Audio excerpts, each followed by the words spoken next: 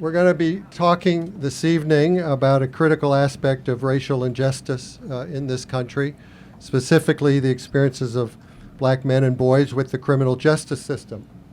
To say these experiences have been fraught is, of course, a gross understatement. It's certainly been the case for decades, indeed for a couple of centuries, that blacks have themselves been victimized by the system. In recent years, the extent of the injustices has been highlighted thanks to several factors: the Black Lives Matter movement, new technologies such as body cameras and smartphones that have helped document cases, and social media that have publicized the evidence. Many of the headlines have involved the tragic killings of unarmed blacks, among them Trayvon Martin, Michael Brown, Eric Garner, Walter Scott, and Freddie Gray. But the problem is much broader, affecting a black male's experience in virtually every aspect of our justice system, from arrest through prosecution, sentencing, and incarceration. This is what Angela Davis set out to address when she assembled her new book, Policing the Black Man. Angela, who's right here, Angela has spent a good part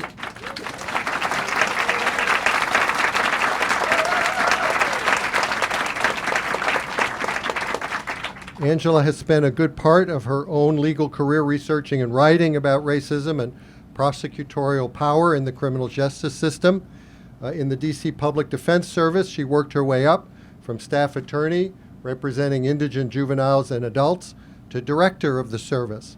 Now she's a professor of law at American University's Washington College of Law and a recognized expert in criminal law and procedure.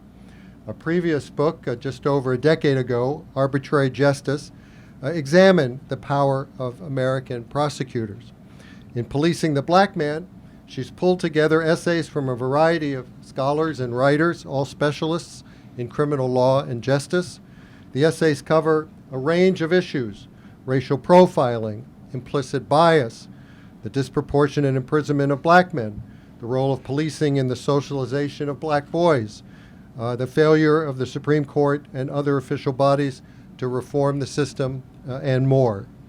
A review of the book in Kirkus called the book, quote, an absorbing anthology, scholarly yet approachable, and Publishers Weekly commended the collection as, quote, relentlessly informative and disturbing. Joining Angela this evening will be three contributors to the book. Sitting next to her is Kristin Henning. She is a professor of law and director of the Juvenile Justice Clinic at Georgetown Law, and she's currently writing a book on the criminalization of black adolescents. Next to her is Renée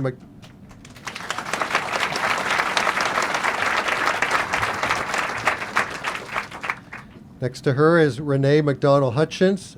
She's the co-director of the Clinical Law Program and a professor of public interest law at the University of Maryland Carey School of Law. She's the author of several scholarly works, including 2 books on criminal procedure. Now you can clap.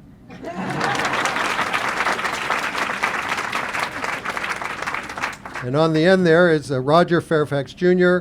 He's a senior associate dean for academic affairs and professor of law at George Washington University, where he teaches courses in criminal law, procedure, and policy.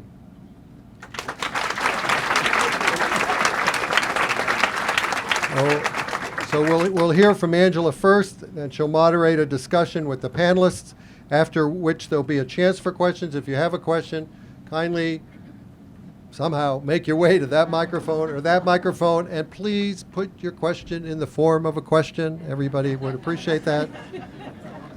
And now please join me in welcoming Angela Davis.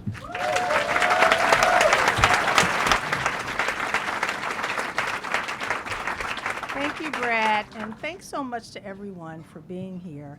I see a lot of familiar faces, a lot of my colleagues from the Washington College of Law. Thank you so much for being here. Members of my Public Defender Service family, the DC Public Defender Service, I see a lot of you here. I see some of my students here hiding behind the books over there. I think some of my research assistants might be in the room. Great thanks to them as well. Gabrielle Best husband, Cheryl Dublin, Layla Medina, Shantae Albro, Summer Woods, and Megan Mixon, and my family especially. My cousins, Deborah Owens and Deidre Owens, raise your hands, please.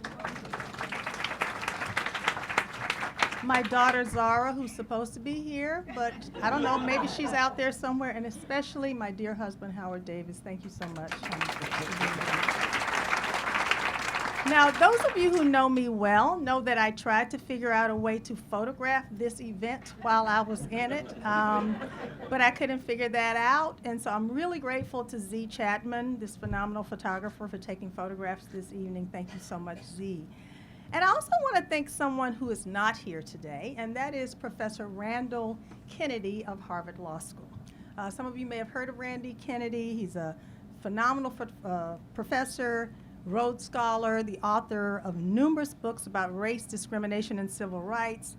An editor at Penguin Random House, who's the publisher of our book and the publisher of many of Randy's books, approached Randy with this idea of producing an anthology that would explore and contextualize this awful phenomenon of the unjustified killings of black men and boys. And Randy so generously recommended me for the project, and for that I am eternally grateful to him. I jumped at this opportunity because there is no issue more important to me than the unjust treatment of black and brown people in the criminal justice system at every step of the process, from arrest to sentencing. It is, in fact, the issue that keeps me up at night. I thought about who I would ask to join me in this project, and I decided to reach out to the authors, scholars, lawyers, advocates, and activists who have been teaching, writing about, litigating, advocating, agitating, and in many instances, living this issue. And I was so fortunate that so many of them said yes. I thank all of them, and now I want to personally thank 3 of them, not only for their brilliant essays, but for joining me here today. You heard very brief introductions of these 3 scholars. I wish I had more time to tell you all about them, but I urge you to research them and to learn about all of the great work they are doing. So thank you, Chris, Roger, and Renee, for writing and for being here today. I'm going to start out by just sort of giving you a bit of an overview of why this book and why now, and what we're trying to do with this book. And after I do that, then I'm going to engage in a discussion with my friends here. And I think the best way to do that is to read a brief excerpt from the introduction, so bear with me. Michael Brown, Eric Garner, Tamir Rice, Walter Scott, Freddie Gray, Sam Dubose, Alton Sterling, Philando Castile, and Terrence Crutcher are just some of the names on a long list of unarmed black boys and men who were killed by police officers in recent years. Although black men have been the victims of violence at the hands of the state since the time of slavery, technology and social media now permit us to literally bear witness to many of these killings repeatedly. Millions of people have watched the video of a police officer choking Eric Garner to death as he struggled for air. Similarly, millions have watched the video of a police officer shooting Walter Scott in the back as he ran for his life. Who can ever forget the grainy footage of Tamir Rice, the 12-year-old boy who was shot by a police officer while he played alone with a toy gun in a park near his home? 2 videos, one from a police helicopter and another from a police dashboard camera, showed Terrence Crutcher walking away from police officers with his hands raised high in the air just before he was shot and killed. These images have evoked feelings of fear, sadness, and outrage, and serve as a reminder that the lives of black men and boys continue to be devalued and destroyed with impunity at the hands of the state. To date, not one of the police officers who killed these men and boys has been convicted of a single crime. From the arrival of the first slaves in Jamestown in 1619 to the lynchings of the 19th and 20th centuries to the present day, black boys and men have been unlawfully killed by those who were sworn to uphold the law and by vigilantes who took the law into their own hands. The National Museum of African American History and Culture, which opened its doors on September 24, 2016, includes exhibits that tell the story of many of these killings. Yet these killings are not just a part of African American history. They have continued well into the 21st century, almost 400 years after the beginning of slavery, and persist with remarkable frequency and brutality during a time when America elected its first African American president. Many of these race-based killings have inspired and reinvigorated movements for change. The brutal killing of 14-year-old Emmett Till in Mississippi in 1955, the murder of civil rights activist Medgar Evers in 1963, and the assassination of Martin Luther King in 1968 all serve as markers on the civil rights movement timeline, as did so many other killings of black men by white racists. Each tragic killing sparked nationwide protests and renewed activism in the struggle for civil rights and racial justice in the United States. The killing of 17-year-old Trayvon Martin in 2012 was a pivotal marker of racial violence against black men in the 21st century. And I'll skip over the story of how he was killed because I'm sure you're all familiar with it. The killing of Trayvon Martin, the initial failure of the prosecutor to charge Zimmerman with a crime, and Zimmerman's ultimate acquittal captured the attention of the nation. President Obama even weighed in, stating, "Trayvon Martin could have been me 35 years ago." Martin's killing also inspired the phrase "Black Lives Matter." The phrase trended on Twitter and all forms of social media and was displayed on posters carried in protests after Martin's killing and after every killing of a black man or woman by a police officer from that day forward. Black Lives Matter ultimately became a social justice movement with chapters throughout the United States and Canada. Many unarmed black men and boys have been killed since Trayvon Martin's tragic death 5 years ago. Many of the killings occurred after police officers arguably engaged in racial profiling, stopping and harassing these men for no explainable reason other than the color of their skin. In all of the cases where black men were shot and killed, the officers claimed that they felt threatened, even though the men were unarmed and often running away or retreating. In almost all of the cases, the police officers were never even arrested or charged with a crime. The tragic killings of Trayvon Martin, Michael Brown, Eric Garner, Walter Scott, Tamir Rice, Freddie Gray, and others served as the catalyst for this anthology. But these killings also inspired the contributing authors to think about all of the ways that black men are policed in the broad sense of the word, heavily and harshly at every step of the criminal process. In fact, black men are policed and treated worse than their similarly situated white counterparts at every step of the criminal justice system, from arrest through sentencing. These unwarranted disparities exist whether black men are charged with crimes or are victims of crimes. Police officers stop, search, and arrest black men far more frequently than white men engaged in the same behavior. Prosecutors charge black men more frequently and with more serious crimes than white men who engage in the same behavior. And there are disproportionate numbers of black men in the nation's prisons and jails. Criminal defendants, regardless of their race, are punished less harshly when their victims are black men. And this anthology explores and explains the policing of black men from slavery to the present day and at every stage of the criminal process and beyond. So just want to list for you very briefly the titles to hopefully whet your appetite of these phenomenal essays. The first was written by Bryan Stevenson. Some of you may be familiar with him, the author of Just Mercy and the director of the Equal Justice Institute. His essay is called A Presumption of Guilt, the Legacy of America's History of Racial Injustice. The next chapter is by Mark Maurer of the Sentencing Project, The Endurance of Racial Disparity in the Criminal Justice System. Then Kristin Henning's brilliant essay, Boys to Men, love that title, Boys to Men, the Role of Policing in the Socialization of Black Boys. And her chapter is followed by Renee's Racial Profiling, the Law, the Policy, and the Practice. Then Catherine Russell Brown's essay, Black Men and the Police, Making Implicit Bias Explicit. That chapter is followed by Tracy Mears and Tom Tyler's chapter called Policing, a Model for the 21st Century. That chapter is followed by my own contribution and chapter called The Prosecution of Black Men. After that is Roger's chapter, The Grand Jury and Police Violence Against Black Men, followed by Ron Wright's chapter called Elected Prosecutors and Police Accountability, and then followed by Sherrilyn Ifill, Director Counsel of the NAACP Legal Defense and Educational Fund. She co-authored a chapter with Jen He Lee, also from her office, called Do Black Lives Matter to the Courts? And the final chapter by Jeremy Travis and Bruce Western is called Poverty, Violence, and Black Incarceration. So I hope those titles have gotten you somewhat interested. I want to start out now, and I think I'm going to go back to the,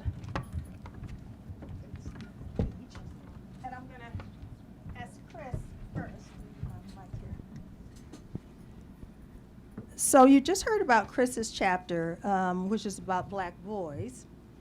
And I just want to ask you, Chris, your essay, Boys to Men, The Role of Policing in the Socialization of Black Boys, helps us to understand the interplay between black boys and the police and how black boys are socialized to interact with the police. So can you tell us a little bit about that? And particularly, I'd love for you to talk about and perhaps read a little bit from your chapter about how black boys interact with the police during on-the-street encounters. So, first of all, thank you so much, Angela, for not only allowing me to come here today to join you, but also for asking me to join your book. So let me start by saying that I argue that black boys are policed like no one else in society. So if we think about typical adolescent engagement with the police, adolescents have, in general, more contact with the police than average adults in their schools, on the streets, on the bus, all of the public places in which they engage. And think about typical adolescent behavior. They ride around in cars together, they hang out in big groups, they draw the attention of the police by talking back, laughing, joning, and the like. And in addition, they are subject to arrest for minor status offenses for which adults can't even be arrested. But then I argue that even beyond sort of this increased attention to youth by the police, that the reality is that our society today is uniquely afraid of black boys. You've already talked about Tamir Rice. How is it that a 12-year-old boy gets shot by the police when there's a 911 call that says someone by a recreation facility, a playground essentially, might be there with a fake pistol? And so when the police officers are questioned and the prosecutors are questioned, they repeatedly talk about how old that Tamir Rice looked, right? Everybody remember they kept talking about his 36 size pants, and he was 5'7", and he looked much older than 12 years old. He was 170 pounds. But the reality is the research shows that the implicit racial bias research shows that we as a society, the public in general and police officers in particular, tend to overestimate the age of black children by amount of like 4.5 years older than they actually are. And this reality has a tremendous impact on the way police officers interact with black youth. It means that black youth can be harassed, assaulted, and even shot for engaging in typical normal adolescent behavior. And so what we thought might make sense is just to read some excerpts from a couple of pages that talk about how police officers interact with black youth, and more importantly, how, as it goes to this question of legal socialization, or how children are socialized to perceive police officers, but how black boys feel and react when they are engaged or approached by police officers.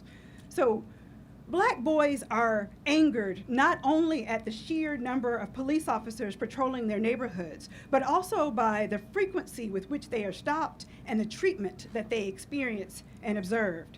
Children grow up watching their friends and family members accosted for minor infractions like not wearing a seatbelt, having the windows too tinted, and playing the radio too loud. Black boys describe their neighborhoods as besieged by police who stop them like 5-6 times a day just to pat them down and ask them questions. Under the guise of reasonable, articulable suspicion, Police stop black boys on the vaguest of descriptions. Black boys running, 2 black males in jeans, 1 in a gray hoodie, black male in athletic gear, black male with a bicycle. Young black males are treated as if they are out of place, not only when they are in white middle-class neighborhoods, but also when they are hanging out in public spaces or sitting on their own front porches. Black boys who congregate on the corner attract the attention of police at all times of the day or night. Young black males cannot escape police surveillance even when they dress nicely or drive nice cars, because such signs of wealth among black youth are presumed to be associated with drug dealing. When black boys are stopped, police pepper them with questions like, "Where are you coming from? Where are you going?" Consider Tremaine McMillan's encounter with a Miami-Dade police officer who demanded that Tremaine point out his mother, suggesting that he did not believe the 14-year-old was legitimately at the beach with his family. The pervasiveness of these intrusions is debilitating for black boys. Boys in St. Louis maintain that officers treat them as if they are always criminal. Black boys and black girls complain that police are mean and disrespectful and do not know how to talk to people, especially black people. Black boys describe police as belligerent and antagonistic and are especially outraged by the officers' use of inflammatory language, including racial slurs, profanity, and demeaning terms like punk and sissy. Racial slurs and profanity have been particularly damaging to youth's perception of police legitimacy and moral authority. Black boys also take particular exception to being told to assume the position, put their hands on the hood, wall, or car, or sit and lie on a sidewalk. They resent strip searches and cavity probes and being told to pull down their pants or take off their clothes, especially when there is no obvious rationale for such an order. Police stops involving black boys are routinely initiated by some physical contact, such as grabbing, pushing, shoving, pulling, or tackling youth to the ground. Once on the ground, black boys like Emilio Mayfield are often held down by multiple officers who sit or lie on them while other officers kick, punch, or mace them.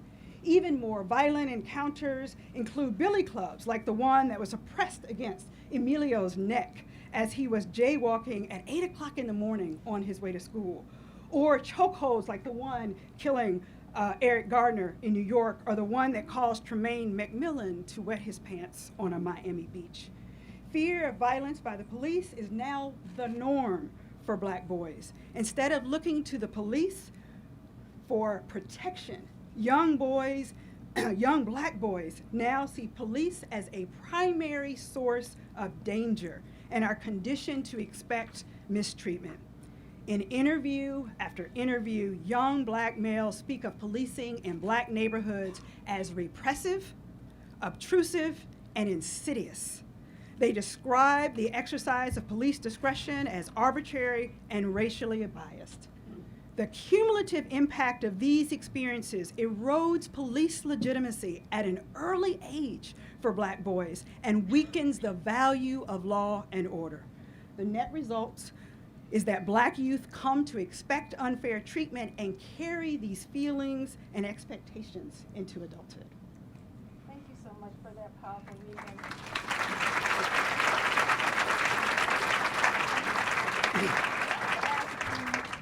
I wanted to ask you, what do black boys do with all of this? But Yeah. maybe we can do that in the Q&A Whatever you part. like. I hope that'll come up. I'll ask you that question if no Okay. one else does. I got an answer for Because you. I want you to. Thank All you right. so much for that.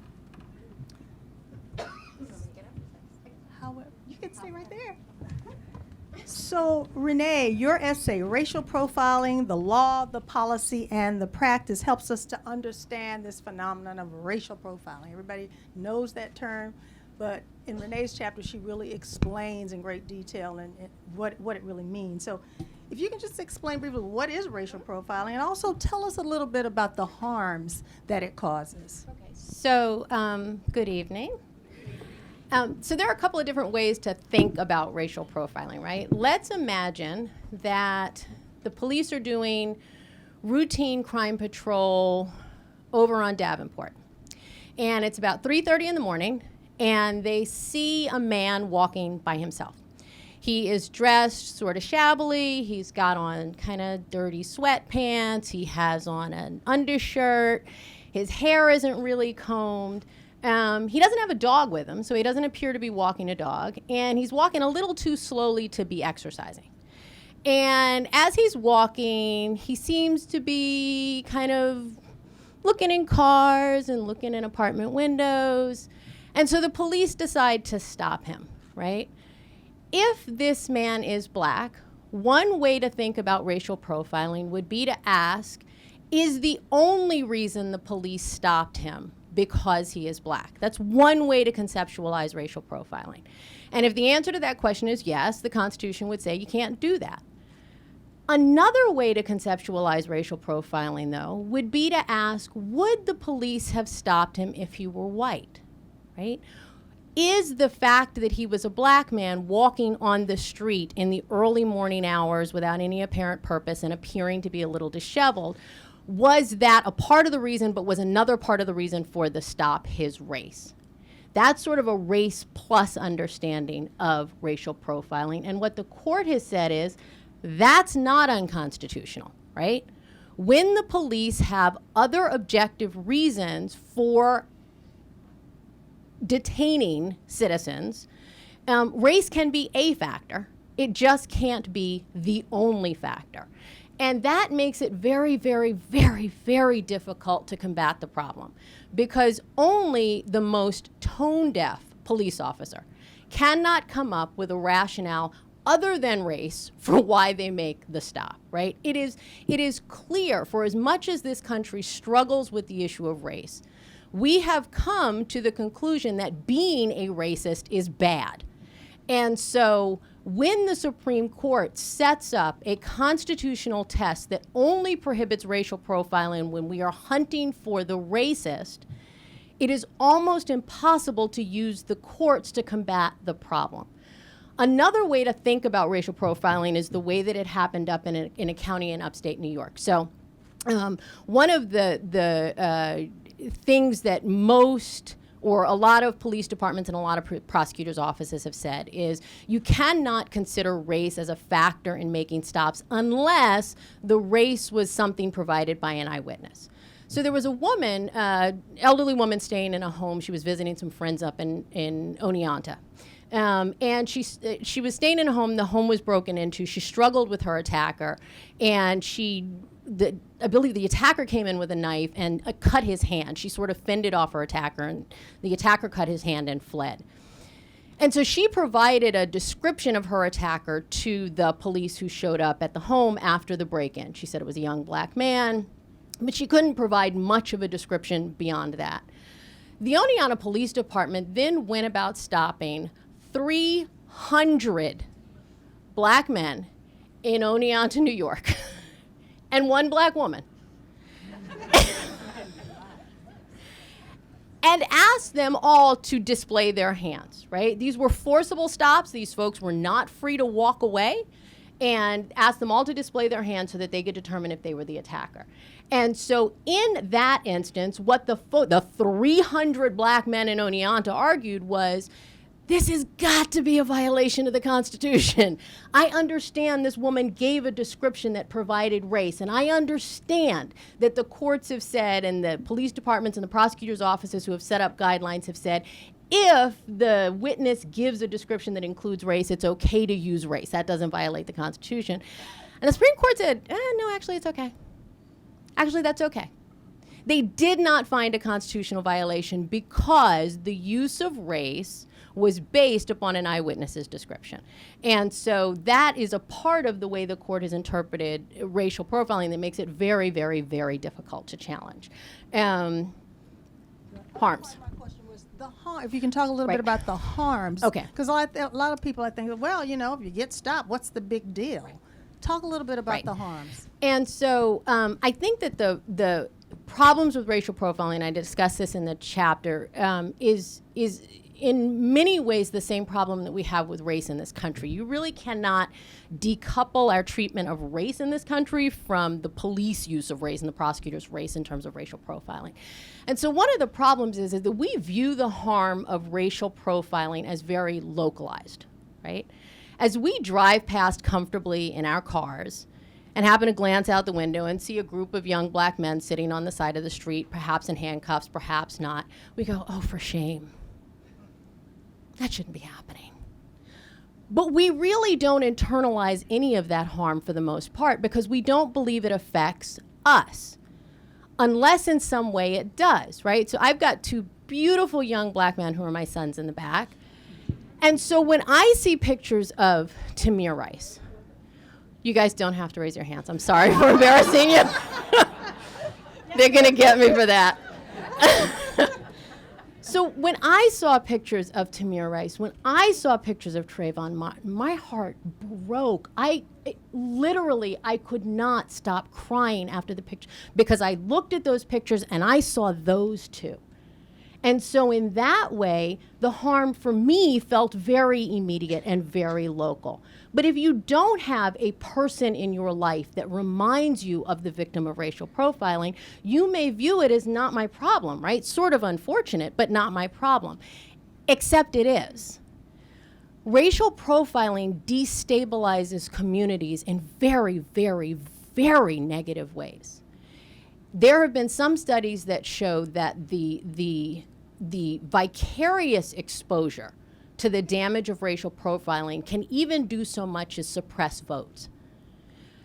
Instability is a threat to democracy. And so when we have large segments of a population whose only experience with government is as an arbitrary and vindictive overseer, that destabilizes our democracy in very real ways, and that's something I think we should all be concerned about, right? Was it Martin Luther King who said riots are the language of the unheard?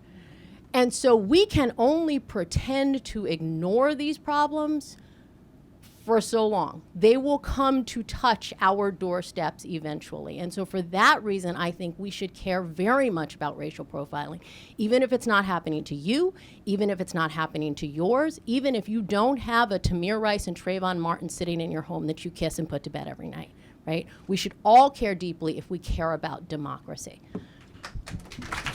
Thank you so much, Renee, for those powerful words. Thank you. So, Roger, your essay is entitled The Grand Jury and Police Violence Against Black Men. And in the few cases that we know about where prosecutors actually presented the cases to the grand juries rarely returned an indictment. Michael Brown, Eric Garner, Tamir Rice come to mind. Explain very briefly what the grand jury is, first of all, and talk a little bit about why indictments are so rare in these cases.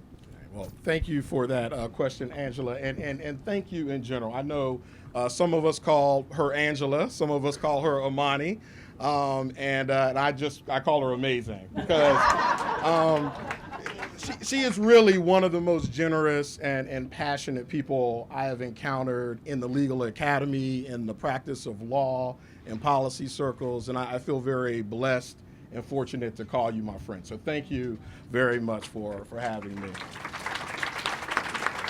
And I want to thank all of you for coming out. I see so many family and friends and former and current colleagues here. And as I mentioned, Angela is amazing. And like with our shared mentor, Charles Ogletree, whenever Angela asks me to do something, I just say yes and then figure out how to do it later. And this. Although I did have to beg Roger to do it. No, not at all. But if there had to be a little bit of persuasion, it really is because this was one of the most difficult tasks I've encountered as a scholar thus far. And I'll tell you why. First of all, as a scholar, I am a proceduralist. And proceduralists are chiefly concerned with the content and the quality of procedures. Now, those procedures obviously lead to substantive decisions, but a pure proceduralist is concerned with the constitutional provisions or statutory provisions that give rise to the procedures that then lead to the substantive outcomes. But when you have time after time procedures that lead to unjust outcomes, like trial procedures that lead to wrongful convictions, like bail procedures that lead to lengthy pretrial detention without justification, like sentencing procedures that lead to mass incarceration, and like grand jury procedures that lead to outcomes where almost never are police officers indicted for the killing of unarmed black men, the proceduralist has to question whether his or her work is relevant or worthy. So that was one of the difficulties for me. Another difficulty was the fact that the cases that I mined for academic insight in my chapter are stories of real people, real men, real boys, real lives that were snatched, not only from them, but from their loved ones. And in the same vein as Renee just mentioned, this was made all the more poignant for me because Michael Brown was killed weeks before starting college as a first year, and my oldest daughter was starting college that same summer. And so to see someone snatched from the prime of their life, you know, on the cusp of beginning a new chapter was poignant for me. Laquan McDonald is the same age as my middle daughter, who is here tonight, and whose killing helped to shape a generation. You mentioned Black Lives Matter and all of the activism, and she is a summer intern at the NAACP Legal Defense Fund, a fact of which I'm very proud, but that's part of the reaction to what's happening. And then Renee embarrassed her two sons. I have to embarrass my baby girl, who is a rising 8th grader, but she was the same age as Tamir Rice when he was gunned down for playing with a toy gun in a playground in an open carry state. And so when I think about these tragedies that come with depressing frequency, it really made it difficult to think about this from an academic standpoint and to try to mine insight from those. And when you think about the fact that there are 6 stories in my chapter, and that number seems inadequate to capture what was going on in that period in America, tells you that something has gone off the rails. And then finally, as a black man who has been policed his whole life, and I see my good friend from childhood, Kenny McDuffie, the Ward 5 council member, and he and I grew up together, and he can tell you, we were policed. What Chris talked about in her chapter was a daily occurrence for us with jump out patrols, jumping out, patting us down, no reason, no cause, sometimes taking the money we had in our pockets and keeping it, even though we earned them from legitimate jobs. We had earned those monies. And so I've lived that my whole life, and it continues. I look out on Connecticut Avenue, my route driving home from work. I've been stopped more times than I want to count on that street. And every time I am stopped, it's hard to understand, but this goes to what you were saying, Chris. I feel like I will not survive that encounter. I feel like I may be killed. I may not make it home to my wife, who's standing there, as a result of that encounter. So I offer that manufactured respect that you have to give in order to try to make it through an encounter. I narrate every movement. I'm reaching to disengage my seatbelt. I'm reaching to my glove compartment where my registration is. You may hear a noise when it opens. Don't be alarmed, right? That is, I'm walking the officer through steps to avoid having him or her reach for the service weapon and shoot me. And all the while, I understand and acknowledge that after seeing that chilling video of Philando Castile, no matter how much narration I engage in, I can't guarantee that, in fact, I still won't be killed as a result of that encounter. So with all of that baggage, I embarked on the task of trying to make sense of the grand jury. And I have 2 minutes, and that's all I need. I only need 2 minutes because I'm going to give you a hint. I can save you some time. You can skip over my chapter and read all the other brilliant chapters in this book, because I'm going to tell you what I have to say right now in 1:30 seconds, all right? And what I have to say is I don't have the answer, okay? I can't make sense of these grand jury decisions, I certainly go through the history and the structure of the grand jury. I look at certain features of the grand jury like secrecy and the demographic makeup of the grand jury to determine whether there are some tweaks we can make around the margins that might enhance the likelihood of getting an indictment in one of these cases. But in the end, my conclusion is that the one fix worth mentioning has very little to do with the grand jury itself. And it has to do with what Angela wrote about, and that is the prosecutor. It's the independence of the prosecutor that is the most important factor in determining whether or not there is a fair proceeding before the grand jury. You have to understand that obviously police officers and prosecutors work hand in hand, day in and day out. Police officers are the investigators for prosecutors. They're their witnesses.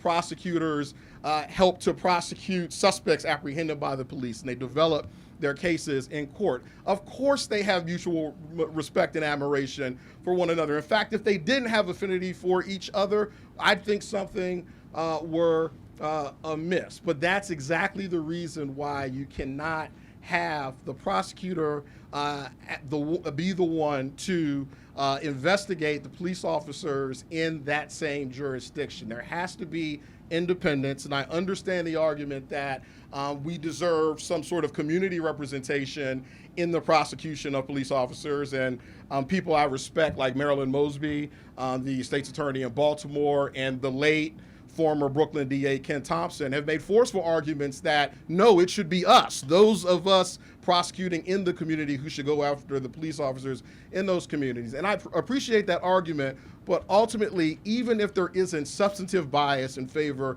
of the police on the part of the prosecutor in the community, the perception of that bias undermines public confidence in the outcome of those proceedings. And for that reason alone, we need to focus on ensuring that prosecutors in these cases are independent. So with that, I will sit down and look forward to Q&A. Thank you so much, Roger. And I'm actually glad you spent so much time talking about your experience before getting to talking about the grand jury, because you really captured it so well. And do read his chapter, because he does explain all of that. So now it's time for Q&A, and so I'm told that if you have a question, you would need to make your way up to one of these microphones. There's one over here, and there's one here. While people are coming to the microphone, I will say this about my own chapter, The Prosecution of Black Men, and just to piggyback on what Roger said, my feeling is prosecutors are the most important officials in the criminal justice system. They have more power than anyone. They have more discretion than anyone. They're the ones who drive the decision. But on the other hand, they're the ones who can fix it, but only if we get good, progressive people running for office. You need to know who your district attorney or your state attorney is. If you're in the District of Columbia, it's different because it's not a state, it's U.S. attorney. You don't get to vote for them. I understand that's a whole nother talk. But if you're in Maryland or Virginia where you can vote, you need to pay attention to who your DA is. You mentioned Marilyn Mosby. Again, it's fine that she came out and went after the cops, but we need to ask her what she's doing every day in Baltimore City with regard to all the black and brown people who are held pre-trial without bond and who are locked up, and why is it that Baltimore has all of those horrible racial disparities. While people are cheering her on about prosecuting the cops, they need to ask her those questions too, with all due respect. Jenny Lyman. And you can identify yourself or not identify yourself, but I'm able to identify our first person. You have a question. It was an accurate eyewitness ID. The killing of Philando Come a little closer so people can hear you. Castile, helped me, also my son helped me, to reframe the problem in a way that I wonder if you all could address. He said, look, even if you're talking the NRA, and I'm not usually one for gun rights as a cause, but black men do not have the right to carry guns. And that's one of the things that killing made absolutely graphically clear, was that he was legally carrying the gun, and that was what ultimately led to his death, besides all the other things. So I wonder if you could talk on this panel about the other things that we take for granted as freedoms that young black men in particular don't have. Because, and if you reframe it like that, then maybe some people on a different part of the political spectrum could get behind this.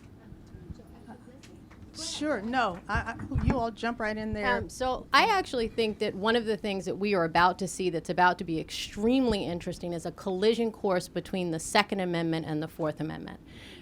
So the Fourth Amendment, just to summarize, gives us the right to be free of unreasonable searches and seizures.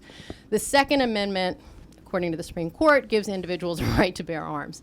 And the way that I think the court has been defining reasonable suspicion and the right to stop, temporarily detain people and frisk people for weapons is on a direct collision course with the Second Amendment right to bear arms. And in a very odd way, right, the NRA, I think, may become a friend of the liberal cause with regard to libertarians who are interested in Fourth Amendment rights. And it will not initially be on behalf of poor black men in the inner city. It will initially be on behalf of people taking over Forestry Service offices. But the beautiful thing about the law is, right, that once something becomes precedent, you can take that precedent and use it on different facts. And so I actually think the point that you have made is going to be a very interesting point that we need to keep an eye on, that the Second Amendment and the Fourth Amendment are about to collide in ways that I'm not sure the courts see them colliding in terms of the way they're setting up the law. And I don't know, Chris, if you wanted to add anything, because I think, Jenny, you were asking what are some of the things that, you know, everybody, white folk can do that black folks can't do, or black boys and men can't do, such as just being and standing Breathing. on the corner. No. Maybe you want to say a word or two about Yeah, that? I mean, and let me, exactly, there we go. I was going straight there for the First Amendment. I talk in my chapter about, you know, black boys do not have the privilege of resistance, right? They don't have the privilege of asking questions. Why are you stopping me? About assembly. Assembly, right? And you know, on a street, right? And I think what is so profoundly dangerous about the interaction between police officers and children and adolescents is something that Roger sort of got to, which is this notion that when he is stopped, he is terrified, and so he's very rational and intentional about his behavior. What do we know about adolescents? They are impulsive. They react. They talk back. They don't think ahead to the consequences, right? And so they resist. They speak out. They protest in the best way they know how. And all of that is supposed to be legal, correct? Exactly. That's, you know, that's your point. And they are subject to even more danger for speaking out, for resisting, and they resist in ways that aren't professional, they aren't respectful, and that put them in greater danger. So they don't even have the right to the First Amendment right to speak and congregate. Thank you. Second question. I know the second person who's speaking, Debbie Owens. I'll identify you as well. Question. Hi, this has been a great panel. Can you hear me? Now. This has been a great panel. I guess my question was prompted by your presentation, Chris, and it's something that concerns me, and it's when we talk about young black and brown boys who grow up being literally terrorized by the police, is there any research out there that shows what impact does this have on their development and how they develop later in life? What I'm concerned about is the dehumanization I see of these are 12-year-olds, these are 10-year-olds, and for us to think that they should be okay after they've been repeatedly and once is too much traumatized, what research is out there? And if it happens to someone in my immediate family, what tools or resources are available to ensure that this experience has no long-term damaging effects to their development and their overall well-being? Because we don't talk about that. We act as if it's normal that a 12-year-old should be thrown up against a car 2 or 3 times a month and then go home and do their homework. And I don't think we would expect that of white boys. Right. No, I think that's absolutely right. I think it's a fabulous question, and I think there's not enough research on it. I will say, I think it was mentioned earlier that I'm working on some research around the criminalization of normal adolescence, and part of that is what is the traumatic impact on black boys, I think, in schools. What impact does it have for a child to walk into to a school every day through a metal detector, school resource officers, high security profile. So all that to say, I don't have the answer for you today. I am certainly working on it. And part of, I think the work has to be around partnering with psychologists who can study specifically this nuanced question. So it's not a complete answer. Right, exactly. So Exactly, next and the question on fear. this side. Is there a question over here? Yes. I think I'm brand new. I'm Wanji Kongare, and thank you so much for the presentation today.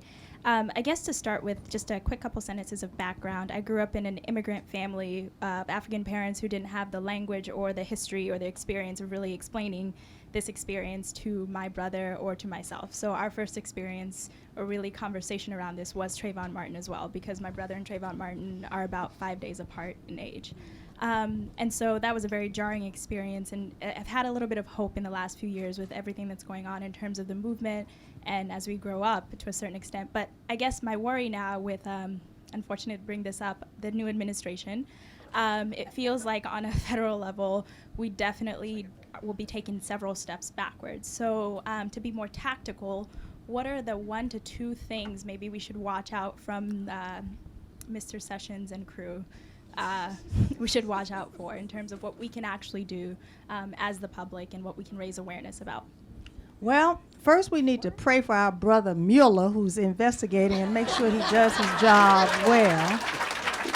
Send him some flowers and pray over him. That's point number 1. If you don't pray, meditate on him. But on serious note, it's horrible. Jeff Sessions is trying to roll back the clock on all the progress that Attorneys General Eric Holder and Loretta Lynch made. The consent decrees that were put in place in Baltimore, which is still standing firm. Hopefully the judge is still hanging in there. And in Ferguson. So he wants to undo all of that. So far hasn't been able to do that. He's directing all of the U.S. attorneys to charge at the highest level, going against all that the research has shown about how that doesn't work and doesn't make us safer. And so it's horrible. So hopefully he'll be gone soon, and all of those folks will be gone soon. But the one thing to focus on is the fact that only about 10% of all criminal cases are handled in federal court. The other 90% are on the state and local level. And that's why I tell folks, pay attention to your state and local prosecutors who are elected officials. Pay attention, the mayors who appoint in most jurisdictions, it's the mayor that appoints the police chiefs. So we want to get progressive-minded people in those positions so that they can make decisions that are different from the decisions that have been made over the past several decades. And I'm happy to say in this last election in 2016, there were some decent progressive prosecutors that were elected.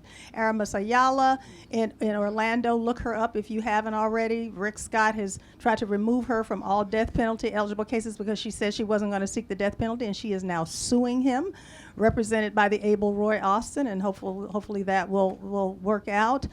Kim Fox is the new prosecutor in Chicago who unseated Anita Alvarez, who hid the videotape showing Laquan McDonald being killed by police officers there, and Kim Fox is doing all kinds of progressive things around bail, and there are many others. So what we can do, and there's so many things, and I will stop now because I want to get more, but that's one thing we can do. And in terms of the federal government, again, when it comes to criminal justice, pay attention. Yes, we got to fight Sessions and all of them, but really pay attention on the state and local level. I don't know if anybody wanted to. Well, and just to piggyback on that, this wave of prosecutors in the most recent election and the election before that are often termed smart on crime prosecutors. And really, one of the leaders of that wave was now Senator Kamala Harris, who was in the Bay Area and then became Attorney General of California and now represents the state in the United Senate. Angela also Brooks, another local prosecutor, Craig Watkins, formerly down in Dallas, and Carl Racine here in the district. And what that shows others seeking office is not only, number one, can you win on that progressive platform, but that voters are beginning to expect that you articulate a platform that goes beyond how many people you seek to lock up, and instead how you're going to make us safer by taking investments from mass incarceration and allowing them to be put towards schools and hospitals and bridges and roads by being smart on criminal justice policy and moving away from those tough on crime policies of yesteryear, which again are starting to rear their ugly head now, but hopefully will be beat back down. And just to add one very brief thing, the other thing when you were talking about it being at the state level, and when I was talking earlier about us not understanding the harm being widespread, we pay for mass incarceration at the state level. Your tax dollars pay for that. It is not an efficient use of resources. So to the extent that you speak up with regard to the abuse of other tax dollars and the way other tax dollars are being spent, you might want to think about talking about this too. We pay an astronomical amount of money to lock folks up, and it doesn't make us safer. So even if you want to be tough on crime, let's be smart on crime in a way that actually makes us safer, and locking lots and lots and lots of people up doesn't do it. Thank you. Question? Yes, this is somewhat tactical as well, and I think you partially answered it. But I do want to thank you for elaborating on the constitutional standard for racial profiling. My question is around the standard that is used for police officers.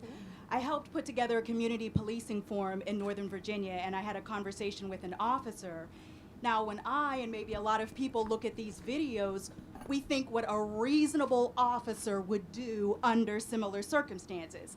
And he shared with me that the standard isn't about a reasonable officer, it's about what he or she thought in a split second, regardless of the circumstances.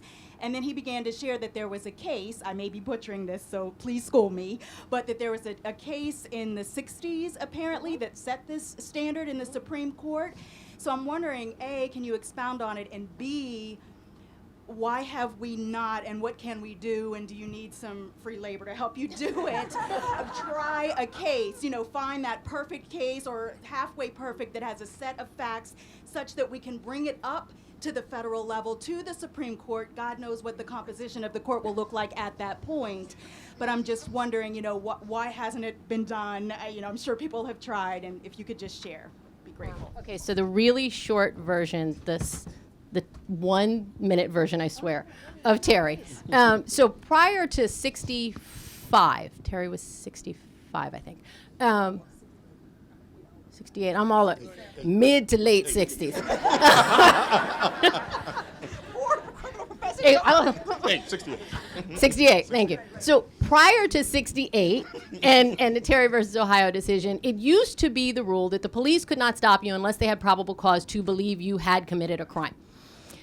This country erupted in all kinds of social violence in the 60s that made a lot of folk very nervous that crime was taking over our streets. And there was a very, very, very deliberate effort on the part of some Republican politicians to take advantage of that fear and advance a law and order agenda. In that environment, the Supreme Court decided this case called Terry versus Ohio, and what they did in Terry was loosen the reins on police officers. And they allowed police officers to engage in what we call brief detentions if they had something less than probable cause, if they had what we call reasonable articulable suspicion, which is a lower standard than probable cause. It means they just have to reasonably believe that you are engaged or about to engage in criminal conduct.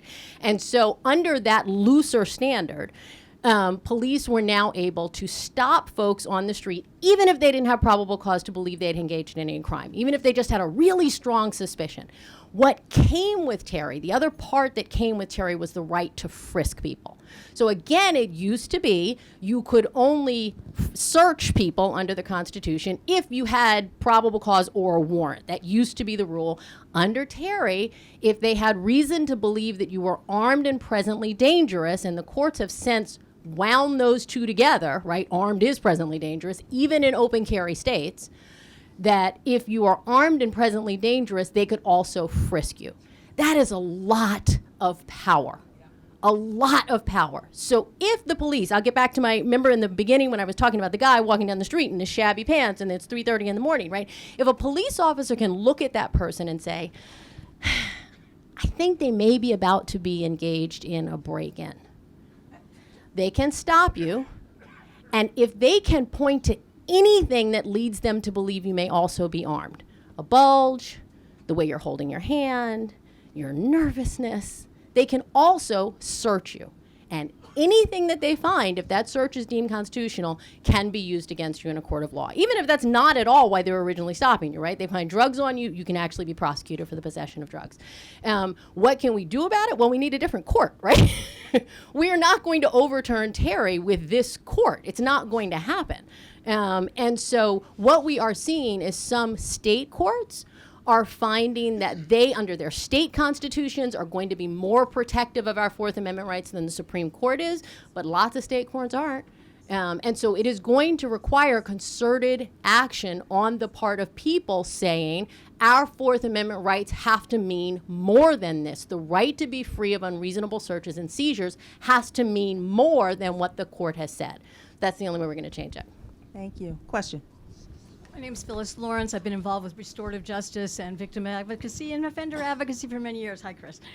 I would like y'all to address where you see restorative justice practices, victim offender dialogue, police accused dialogue, or even police convicted dialogue as a possibility for reducing that trauma, particularly with juveniles that people were mentioning a while ago.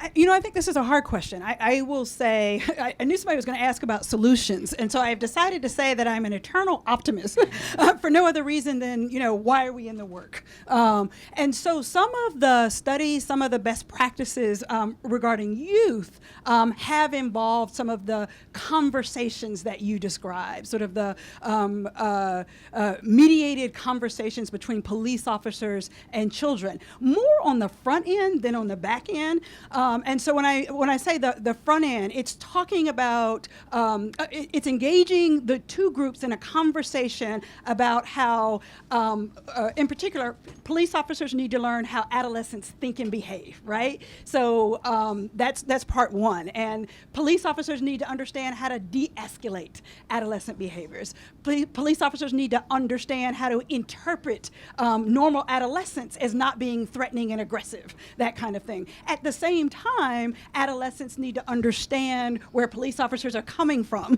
for lack of a better word. So there have been some model pilot projects across the country. Connecticut is an example where these, Philadelphia has had one, where these projects have come about. So, I'm an eternal optimist. I think I reference a couple of them in the chapter, and if not, I know I do in this chapter, and then a couple of other places. But so, I'm an optimist. You have to be able to sit still and have the conversation. I will say, I see Christy Lopez is here, Paul Butler is here. There's a group of faculty at Georgetown who have been working on a Policing for Tomorrow fellowship, which attempts to engage police officers at the front end, as cadets in the academy, to get them to think differently about policing across all of these domains: implicit racial bias, adolescent development, and the like. So I'm an eternal optimist, and that's my story. I'm sticking to it. Thank you, Chris. I'm told we have time for one, maybe two, depending on how long this first one is. If it's short, we may have time for two. Do we have one over here? I'm trying to go back and forth. He wants to say something. Let me make sure. Yes, go ahead. Thank you. Thank you, and I thank you all for the work you're doing. Obviously, I'm a black man, 20-something, but I'm also a middle school teacher, so I'm very appreciative of your work. My question is, given the scenario, the case that's just occurred in Minneapolis, I want to know what impact do you think, if any, will this case have on the dialogue that we're having? And for those who may not be aware, there was an Australian white woman who was shot and killed by a Somalian black police officer. So what impact do you think that case and the results will have on this dialogue? Well, I will say this. It's very early on, but depending on how it's resolved, it may unfortunately sort of prove the points that we're all making here about race, right? Because here you have a white woman who was tragically killed, apparently for no reason, by a black police officer. And we've talked about how none of these police officers, in the cases we've mentioned where black boys and men have been killed, have been convicted, oftentimes not charged. It will just be interesting to see, you know, how this is handled, whether that black police officer is charged, if he is convicted.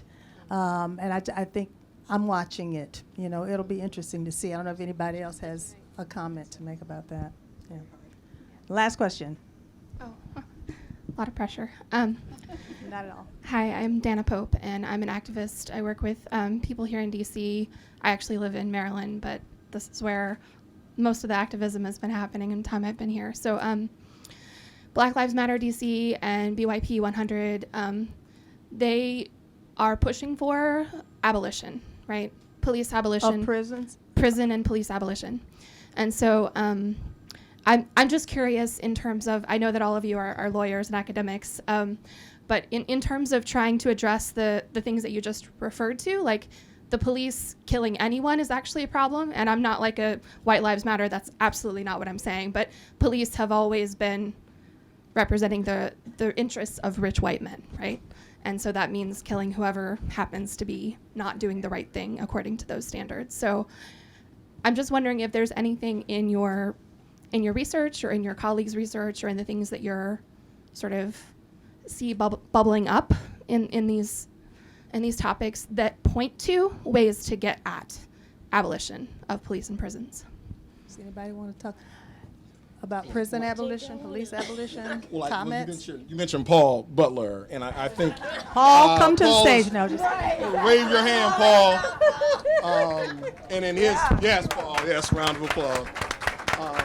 So if most of you know Paul Butler or know who he is, he had a talk here. It's a wonderful book called Chokehold, Policing Black Men, that also came out the same day as our book came out, and he's done wonderful work. And so you should read his book as well, and you probably will see a lot more of discussion of that issue at that time. So I think that's it, and I want to thank you again, all of you, so many of you, for coming out. Thank you so much. I really appreciate it.